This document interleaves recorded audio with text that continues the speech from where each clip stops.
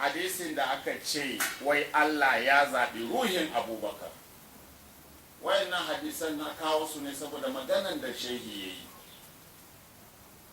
Umar shaidan bai haɗa hanya da shi, duk za mu kawo inda malamai suka rurrusa su gaba ɗaya, amma na ce ne mu fara da abubakar, mu rusa mu kawo nashi, na Umar ɗin mu rusa, mu kawo na Usman mu rusa shi, sannan malamai mu tambaye su. Ba ku ji malamai ba, malaman jiya da shekaran jiyan sun ce babu dukkan sahabbai, babu sahabin da aka samu a hadisun siha bi asanidin abin nan jihad, wanda aka samu hadisai ingantattu masu isnadi ingantattu, isnadi masu kyau, ba irin wannan da ake rusawa ba. Sun ce duk sahabbai babu wanda ke da wannan hadisai irin Ali ibn Abi Talib. In ba ku sani ba kuma ku gaya mini, sai in fito muku da littafa in gaya muku malaman da suka faɗa ka, a malaman shekaran jiya da na jiya. fi ikhtiyari ruhu Abi Bakrin, Allah ya zaɓi ruhin Ababakari. To wannan hadisin gashi nan dai, inna allaha iktara ruha Abi Bakarin lamma kalakal arwaha, da Allah ya halicci ruhi duka rayuka da Allah ya gama halitta su, sai zaɓi na Abubakar ya fi na kowa, ruhin Abubakar ya fi na kowa. Ina ruhin manzo Allah. Inna Allah iktara ruha Abi Bakrin lamma kalakal arwaha, da Allah ya halicci rayuka duka sai zaɓi na Abubakar, shi ne ya fifita shi, shi ne ya fi kowanne. Ina na annabi? Kun ce kar mu yi magana saboda malaman jiya ne suka faɗi wannan. Ni da annabi na ba zan kare shi ba? Akramaka Allah, kai adalci, kuma ina addinin shi. Ko wani annabin kuka yi makarya ba za mu yi shi balle annabin mu Muhammadu sallallahu alaihi wasallam. Kawai shi kenan dai ga malamai ibnu jauzi ya ce wannan hadisi ƙarya ne, babu shi. Kawai fara aka yi labarin ruhin manzo Allah da nahlul baitin shi da Allah ya halitta a lokaci guda, ya fifita su akan kowa, shine ma aka kirkiro wannan ma Abubakar. Allah ya zaɓi ruhin Abubakar, kuma sai suka fifita shi akan manzon Allah sallallahu alaihi wasallam. To ibnu jauzi ya ce wannan hadisin ƙarya ne, an kirkiro ne. Wal khatibu ya ce ƙarya ne. Imamu zahabi ya ce wannan hadisi ƙarya ne. Al-Fairuzi Abadi ya ce wannan hadisin ƙarya ne. A Sheikh Ali ibn Muhammad ibn al-Ara ya ce wannan hadisin ƙarya ne. A Sheikh Abdul Haqi Ad-Dahlawi ya ce wannan hadisin ƙarya ne. Ko ga sunan dai duka ya ce wa sahibu a talhisil mawdu'ati wa Muhammad ibn Shaukani, hadda Muhammad ibn Shaukani, kowa da ya san a Shaukani, shi ma ya ce wannan labarin ƙarya ne, babu shi, ba gaskiya ba ne. Wannan bayani ka duba cikin al-mawdu'atu na ibnu jauzi, juzi na 1 shafi na 230, za ka ga ya rusa wannan hadisi. Ka duba tarihu Bagdadi lil khatibi, ka duba nan ma da ka gani. Sannan ka zuba mizanul itidali, duk an kawo wannan.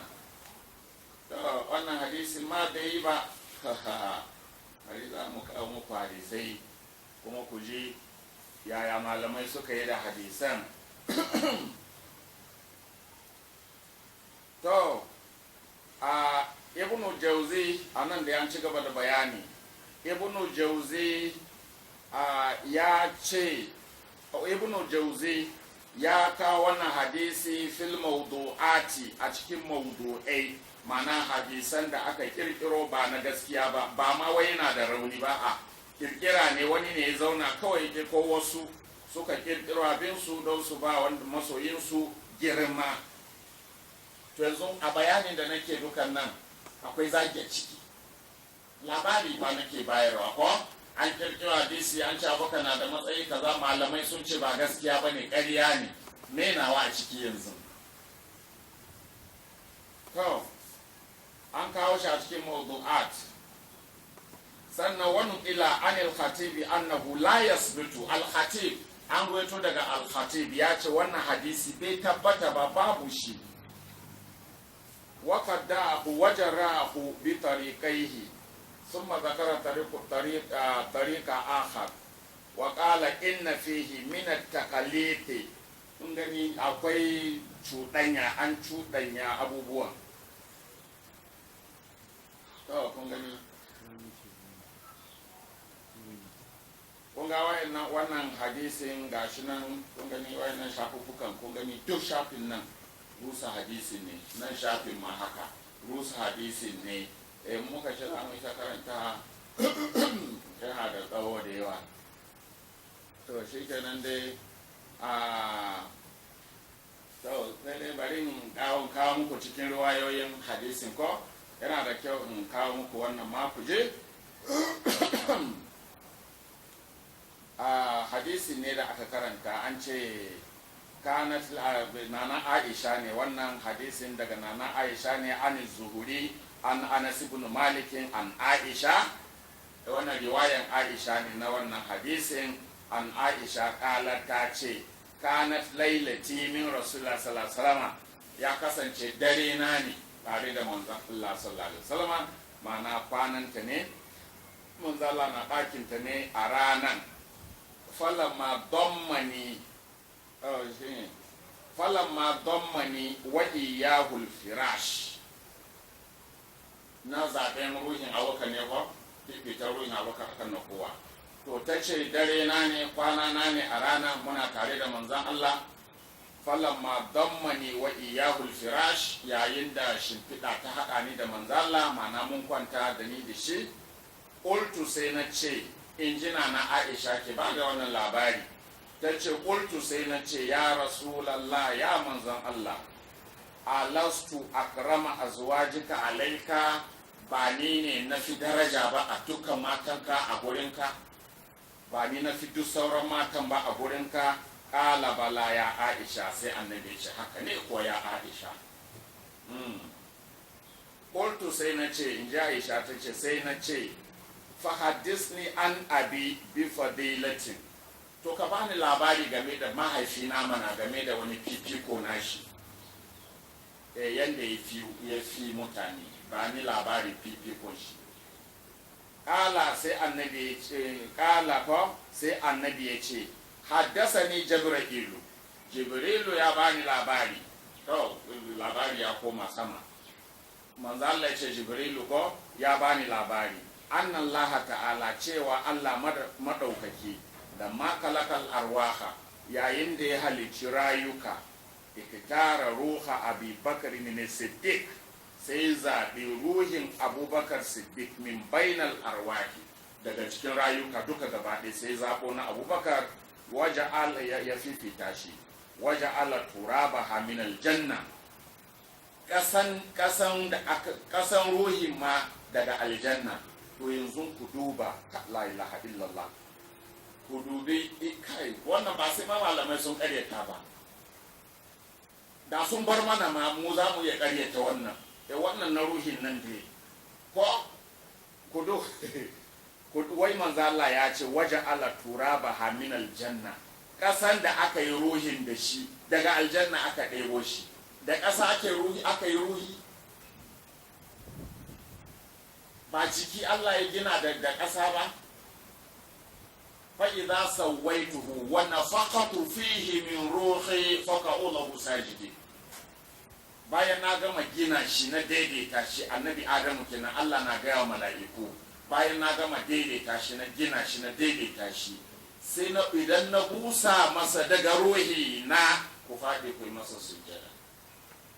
to amma ƙasan da aka yi ruhin Abubakar da shi daga aljanna aka ɗebo shi, shi ruhin shi na ƙasa ne ma, ƙarya ba kyau. to kaga san da ya mutu duk su mutu gaba ɗaya kenan har ruhin, ko tunda ai mutuwa ba wani abu ne mutuwa, wannan jikin ƙasa ne, ruhi kuma wani lamari ne na Allah. Yas'alunaka anir ruhi qul ruhu min amri rabbi, suna tambayan ka yaya ruhi yake, ka ce ruhin na fa wani lamari ne na ubangiji na, shi kaɗai san meye ruhi. Haka wannan jikin shine ƙasa, mun san ƙasa ne wannan, ruhi kuma ba ƙasa ba ne, sai aka ɗauko ruhin aka jefa a cikin jiki, so ruhi yana zama ne a cikin wannan ƙasan da aka gina. To ranar da aka cire ruhin ga wannan ƙasan shi ake kira mutuwa. Ruhi bai mutuwa, raba aure tsakanin ruhi da wannan jiki shi ake kira mutuwa. Da Allah zai sake rayar da mu kuma ranar kiyama sai ce wa idan nufusu zuwijat, a yayin da za a ɗaura ma ruhi, za a ɗaura ma rayuka aure, jikinsu su ne matansu, wannan jikin mata ne na ruhi. Raba auren kuma shine mutuwa, sai Allah ya ce za a sake ɗaura aure tsakaninsu, ma'ana Allah zai sake tada jikin a ɗauko ruhin kuma a sake sa mishi a ranar kiyama. To sai zama shi Abubakar jikin ƙasa ruhin ƙasa, na ranar ƙarya duk sun zama ƙasa da shi da ruhin. Wannan dabara ne, ba ma Allah dabara, ba da ƙasa aka yi ruhin shi ba, jikin ne ƙasa, ruhi yana nan, sai ka ji kai ma Allah bayani. Na ruhi daban, ƙasa daban. To ƙasan daga aljanna, wa ma'uha min alhayawani, kuma ruwan da aka kwakwaba ƙasan ruhin shi da shi daga dabbobi. To waja'ala lahu qasran fil jannati, kuma Allah ya sanya mishi bene a cikin aljanna min duratin baida, daga azurfa fara tas, min zahabi wal fiddatil baida, to daga kuma zinari da faran azurfa. Wa inna Allah ta'ala ala nafsihi, kuma Allah yayi rantsuwa akan kansa, Allah yaslibahu hasanatan, babu wani aikin alheri da Abubakar zai yi Allah ya ki karba, duk aikin alheri da yi Allah zai karba. Wani hadisi nake karanta muku ba ko?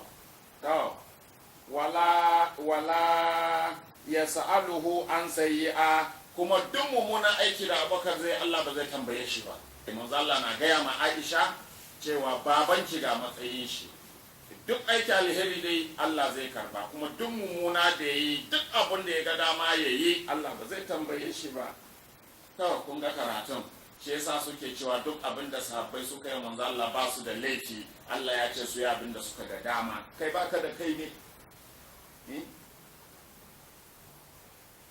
In Allah so yake a saba mishi, ne amfanin aikuwa na ba su hana sabo?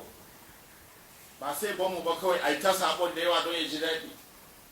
Amma Allah ya ce bai son sabo, ya aiko annaba su hana sabo, kuma sai zaɓi wasu ya ce yana jin daɗi su yi sabo. Saboda kawai sun yi sabon, kun kasa kare sabon. Kawai abin da ya faru kenan, sun san sun yi sabon, kuma sun kasa kare sabon. Waɗanda suka yi sabo a cikin sahabbai sai suka ji Allah ne ya ce su yi. Inna Allah la ya'muru bil fasha, Allah bai umuni da aikata mummunan abu. Allah kullum hana mummunan aiki yake, bai umuni ai mummunan aiki. To an ce gashi Allah ya sha baka, duk abin da ya ga dama yayi ba zai tambaye shi ba. Wa inni damintu kama damana Allahu ala nafsihi Allah yakuna daji an fi kaburi, kuma ni na lamunce kamar yadda Allah ya lamunce mini akan kansa cewa babu wanda zai zama abokin kwanciya na a kabari na, wala anisan fi wahadati, kuma ba wanda zai zama mai ɗebe mini kewa a kaidaita na, wa khalifatan ala ummati, kuma babu wanda zai zama halifa na a kan al'ummata min baji a bayana illa Abubakar, sai Abubakar. To sai sanar ce barin kawo muku wannan, ya fi wancan tsawo ko, amma dai duk na zaɓen ruhin shi ne sai ƙari. ba ya Aisha ya ke Aisha baye ala zalika ubaya'a ala zalika jibrilu malaika jibrilu yayi mubaya akan haka ba wanda zai kwanta kusa da ni sai Abubakar ba wanda zai zama mai ɗebe mini kewa a kabari na sai Abubakar ba wanda zai zama khalifa na a bayana sai Abubakar mala'ika jibrilu yayi mubaya akan haka mika'ilu yayi mubaya akan haka wa aqattu khilafatahu birayatin bayda kuma na na kulla halifancin Abubakar da tuta fara wa aqada liwa'uhu tahta al-arsh wa uqida liwa'uhu tahta al-arsh kuma an kulla an daura tutan Abubakar a ƙarƙashin al'arashi qala Allah ta'ala lil mala'ikati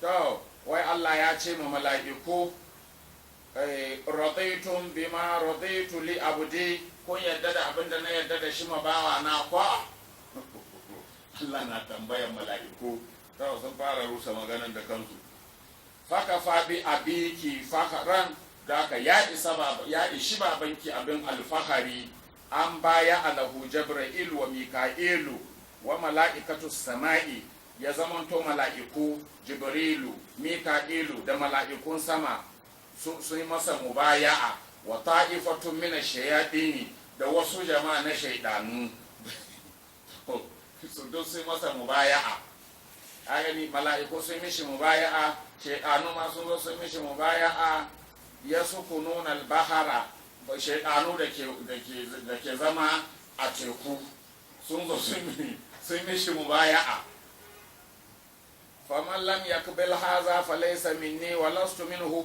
duk wanda bai karbi wannan magana ba mana duk wanda bai yarda da wannan magana ba bai tare da ni bana tare da shi qalat Aisha sai Aisha ta ce faqabbaltu anfahu wa ma baina ainihi sai na sumbanci hancin manzo Allah da kuma abin da ke tsakanin idanunsa don jin daɗi faƙala sai annabi ya ce hasbuki ya Aisha ya ishe ki ya ke Aisha faman lasti bi ummihi fa wallahi ma ana bi nabiyihi duk wanda ke ba uwarsa bace to ni ba annabinsa bane faman arada an yatabarra'a min Allah falyatabarra'a minki ya Aisha duk wanda ke son ya samu kubuta ya samu tsira daga Allah to ya samu tsira daga gare ki mana duk wanda ke so ya daidaita da Allah ya daidaita da ke yake Aisha kun ji hadisin aihuwa kun ji tsawon shi to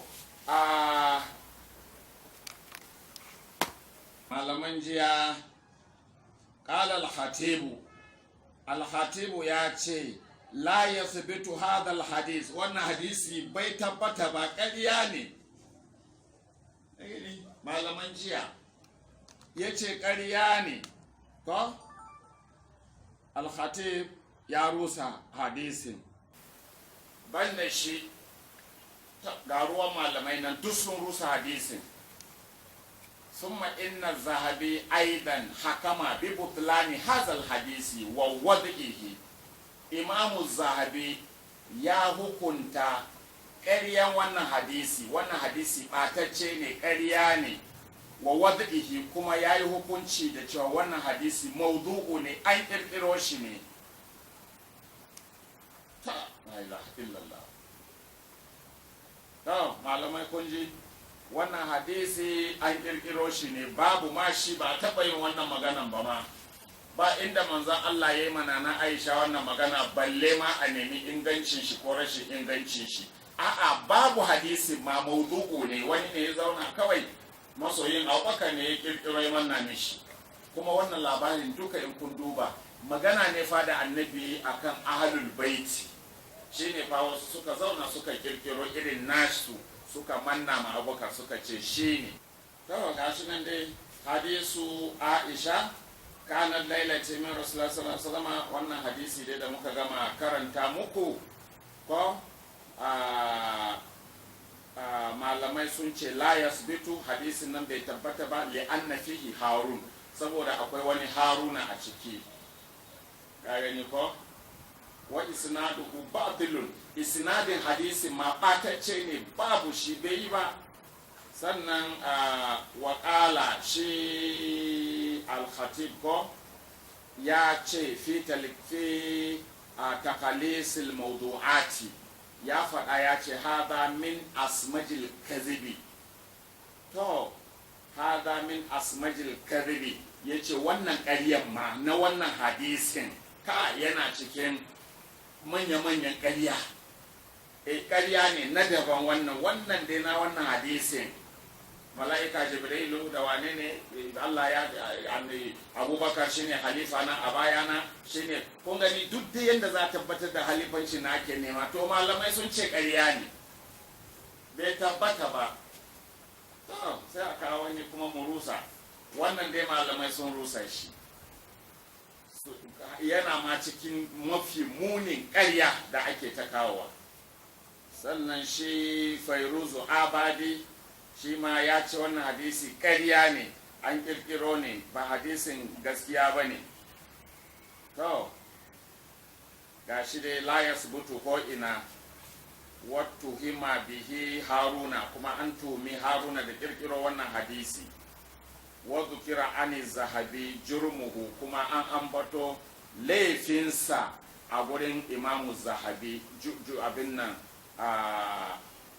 jazamuhu kai bi anna haza batilun. Imamu zahabi shi ma ya ce wannan hadisi ɓatacce ne, ba na gaskiya ba ne.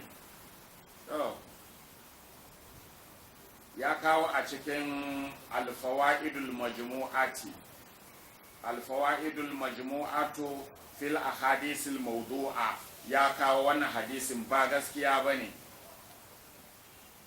Ya ce hadisu inna allaha lamma kalakal arwa ikitara ruha abubakrin zuwa ƙarshe, ko an ruwaito daga nana Aisha wa ƙala la yasbitu. Kai malamai dai suna ta cewa hadisin nan bai tabbata ba, babu shi, malaman jiya fa. Wa qad tuhima bihi Harunu ibnu Ahmad al-Allaf, kuma Haruna ibnu Ahmad al-Allaf shi ake tuhuma da kirkiro wannan hadisin, ba na gaskiya bane. Al-ma'rufu bil qitan, wanda aka fi sani da qitan, al-qitan shi kirkiro wannan hadisi. Kuma Imamu Zahabi ya kawo shi a cikin mizanul itidali kenan a ta zaman sa, bi anna hadha batilun, ya ce wannan ƙarya ne, ba gaskiya bane. Mun gani haka dai za mu yi ta tafiya, in muka ce za mu yi ta kawa, suna da yawa malaman duk sun yi fushi, sun ce ba gaskiya bane. Gashi Imamu Sayuti shi ma ya ce wannan hadisin ya kawo alhukumu bi butlanihi, ma duk hadisan duka ƙarya ne, bai tabbata ba. Wato hanyoyi biyu da hadisan suka biyo na ƙarya ne, sannan kuma ga wani hanya kuma sun ma aure da tariqan akhar, ko an kitab naqala ibnu jauzi wa naqala zahabi al-hukma bi butlanihima. Gashi nan dai duk malamai dai ba su yadda ba, sun ce wannan hadisi ƙarya ne, ba gaskiya ba ne. In kana jin ka samu hadisin da ya tabbatar maka da khalifanci Abubakar, malamai sun ce ƙarya ne, az-zuhuri ma duk sun ce ƙarya ne, wannan hadisi bai tabbata ba. Subhanallah. An Anas an Aisha qalat kanat lailatu min Rasulullah sallallahu alaihi wasallam dammani, hadisin da gashi nan. Kowane malami kafin ya rusa sai ya kawo hadisin sai ya buge, ce ƙarya ne, bai tabbata ba. Ga sunan duk ga sunan sun ce ƙarya ne, wannan hadisi ba ingantacce ba ne, la ya subutu. Kun gani duk wayannan shafuffukan gaba ɗaya na rusa hadisan ne. Kun gani duk malamai suna ta kawo guduma ne, kowa ya kawo gudumawan shi na rusa wannan hadisi. Kun gani mun ce za mu yi ta bin su, duk dai kun dai san an rusa kawai ya ishe mu, amma kun gani duk bayani ne na malamai na an rusa hadisi, ba gaskiya bane. Kun gani ba gaskiya bane.